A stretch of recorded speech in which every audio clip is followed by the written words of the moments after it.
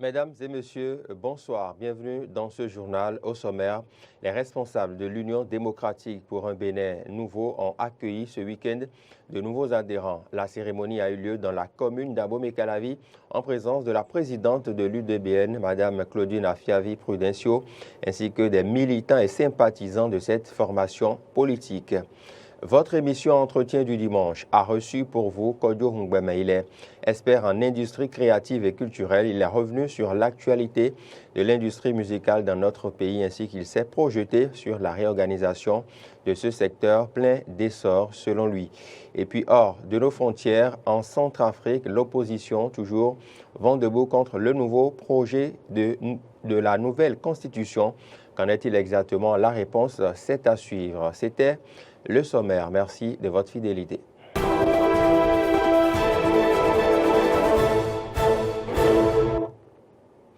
Bienvenue à tous si vous nous rejoignez dans cette édition. C'est le 19h. Kodio Hungbeme était l'invité de votre émission L'Entretien du dimanche. Analyse de l'industrie musicale, c'était le focus de cette émission. Il a plaidé d'ailleurs pour une réorganisation du secteur. Je vous invite ici à suivre un extrait de ses propos au cours de l'émission. Tourisme, je pense que on a vraiment bien emboîté le pas. On est sur la bonne voie. Et bien sûr qu'à certaines étapes, il y a des choses additionnelles qu'on peut apporter pour aller encore plus. Le Bénin ou les pays d'Afrique francophone ne sont pas exclus du monde, en fait. Et que on ne peut pas dire que partout dans le monde, on fonctionne d'une façon où il y a du résultat. Et puis, on va dire que l'Afrique, c'est différent.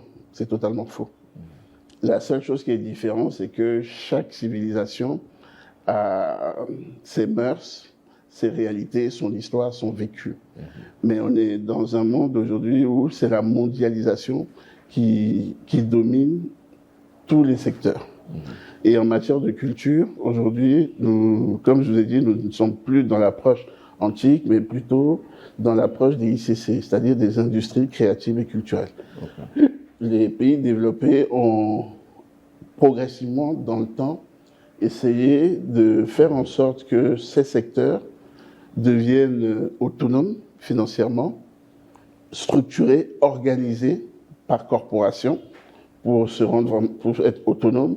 Et cette autonomisation permet même d'être force de proposition pour accompagner l'État en matière de réforme pour justement l'évolution. L'approche de la culture, elle est devenue industrielle. Elle est devenue industrielle grâce au numérique, grâce à la digitalisation aussi.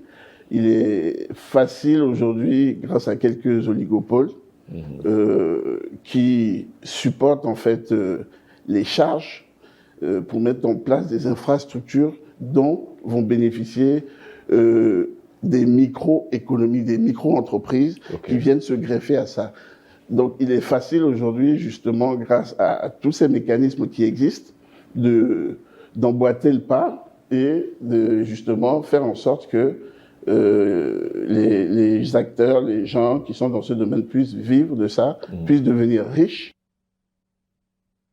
Toujours au cours de cette émission, l'invité a profité pour faire part de ses démarches auprès des autorités béninoises. Il reste tout de même optimiste quant au rayonnement de la musique béninoise à l'international. Je vous invite à l'écouter une fois encore. Et si moi j'ai vraiment eu envie de m'engager au Bénin, d'apporter ma contribution, c'est pas, excusez-moi le vocabulaire, c'est pas pour sucer les chefs de l'État. C'est juste parce que, en tout cas, la personne, moi, m'inspire. Je me suis dit, bon, il faut que je trouve une façon de pouvoir approcher directement la présidence et leur proposer des idées qui pourraient contribuer, en tout cas, à l'émergence du secteur. Et donc, c'est de là que, vraiment, j'ai eu la chance de pouvoir rencontrer le CS qui m'a reçu. Et avant Claude Borna aussi. Et depuis, en fait, en tout cas, il y a des propositions qui se font et en espérant qu'il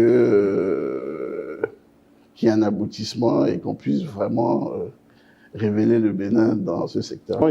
C'est ces gens-là qu'il faut renforcer, les gens qui vont investir dans les différents domaines pour les encourager. Parce que pour l'instant, ils fuient tous, parce qu'ils ont fait l'expérience d'investir et qu'il n'y a pas la possibilité de rentabiliser leurs investissements. Du coup, regardez sur tous les marchés aujourd'hui, au Bénin, en tout cas, dans tous les secteurs, ce n'est que de l'autoproduction. Ce n'est pas de la production. C'est chaque acteur culturel, chaque artiste, chaque dessinateur, chaque humoriste qui cherche ses économies pour s'autoproduire. Mais avec ça, c'est limitatif en fait. Ils ne peuvent pas avoir de grandes ambitions, tout simplement parce qu'ils n'ont pas les moyens. Et pour que ça change, il faut encourager les entreprises en capacité d'investir sur ces différents domaines. Voilà, parlons à présent de ces déclarations de soutien et d'adhésion à l'Union démocratique pour un Bénin nouveau UDBN. C'était ce week-end dans la commune d'Abomey-Calavi, l'occasion de grands rassemblements des militants au cours desquels la présidente de l'UDBN, Claudine Afiavi-Prudencio, a annoncé officiellement la participation aux prochaines élections législatives. Kano François Rongbele-Hinto était présent à cette cérémonie. Voici son compte rendu. Vague d'adhésion au parti Union démocratique pour un Bénin nouveau ce samedi à Kokotomé et à Godoma dans la commune d'Abomey-Calavi. À chaque descente, la délégation de la présidente de l'UDBN, Claudine Afiavi-Prudencio, est accueillie dans une liesse totale.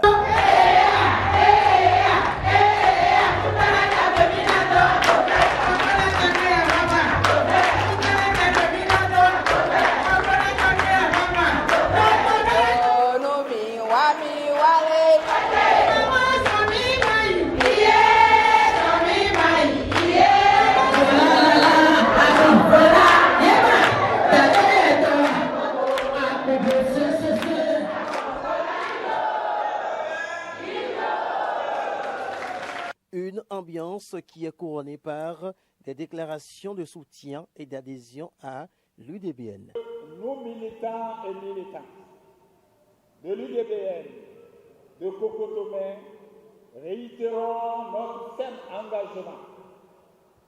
Tout d'abord, notre soutien ferme et indéfectible à l'UDBN.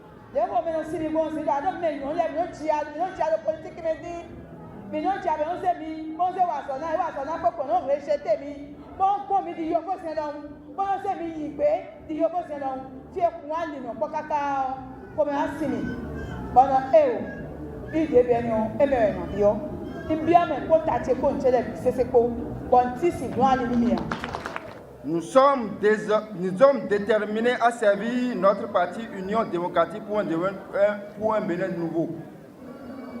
À tout jeune UDBN, debout pour le combat.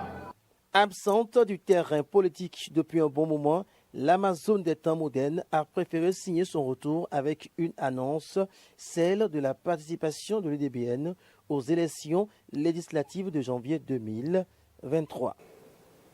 Parti militant Union démocratique pour un Bénin nouveau, et n'en a consigne de vote.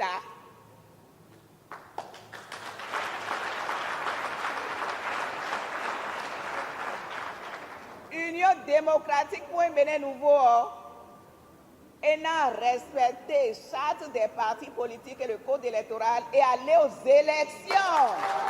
Suite à cette annonce, militantes et militants de l'Union démocratique pour un Bénin nouveau ont promis mouiller le maillot pour la victoire du parti au soir du 8 janvier 2023.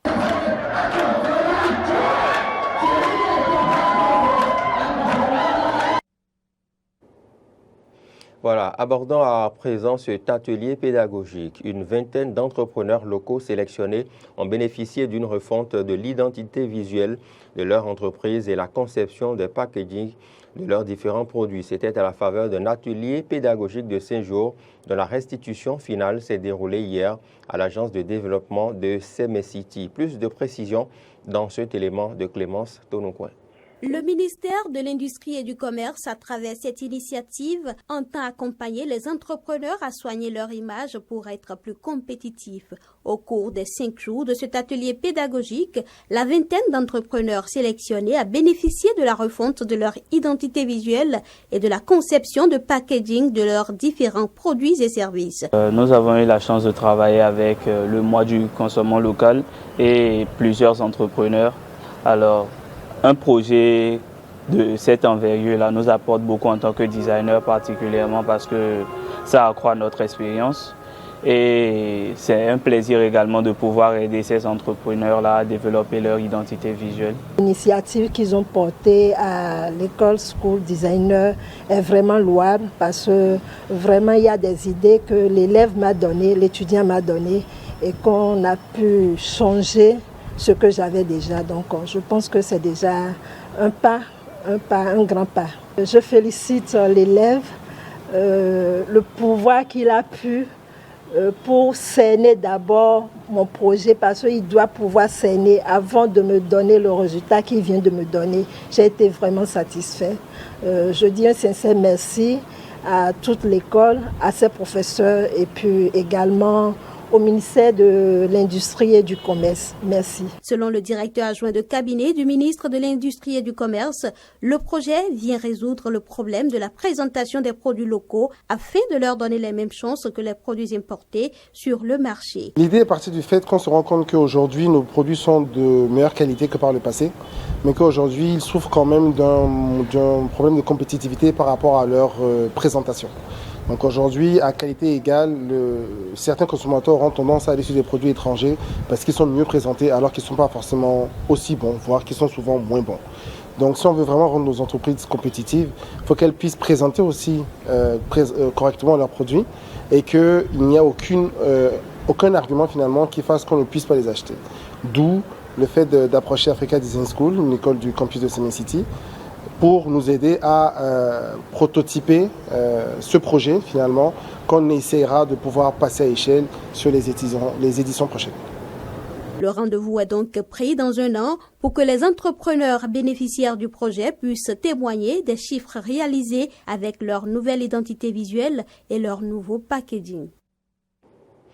Rendons-nous en Centrafrique et c'est hors de nos frontières. Un meeting du Bloc républicain pour la défense de la Constitution a réuni ce 24 septembre plusieurs centaines de milliers de personnes à Bangui, la capitale.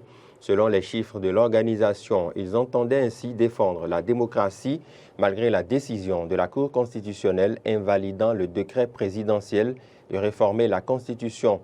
Le rassemblement était autorisé mais a été émaillé de heurts qui ont fait plusieurs blessés, dont un journaliste. Le mot d'ordre est resté le même, malgré leur victoire judiciaire avec l'invalidation du décret présidentiel visant à réformer la Constitution centrafricaine.